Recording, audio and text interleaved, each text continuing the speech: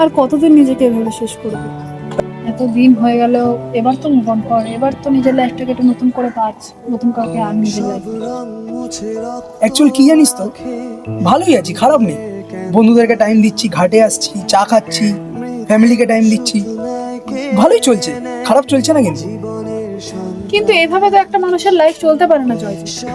তুই কেন বুঝতে পারছিস না? আজকে যা হয়েছে সব আমার জন্য হয়েছে, সব আমার জন্য হয়েছে আজকে।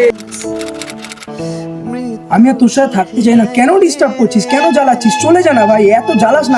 আমি আর চাপটা নিতে পারছি না তোকে। দেখ জয়জিৎ, তুই যদি আমার সাথে এরকম করিস আমি কোথায় যাবো? তুই তো জানিস তুই ছাড়া আমার কোনো যাওয়ার জায়গা নেই। তুই প্লিজ যাস না আমাকে ছেড়ে।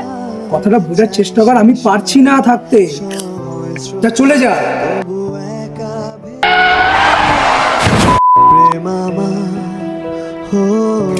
কেন এত ভাবছিস তুই, কেন এত ভাবছিস? কি রে? কিরে ভাই, কিরে তুই এরকম কেন করছিস? তুই এত কেন ভাবছিস?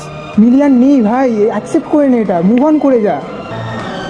কিছু অধ্যায় এমনও হয় যা আমাদের জীবন থেকে মুছে গেলেও আমাদের স্মৃতি থেকে তা কখনোই যায় না।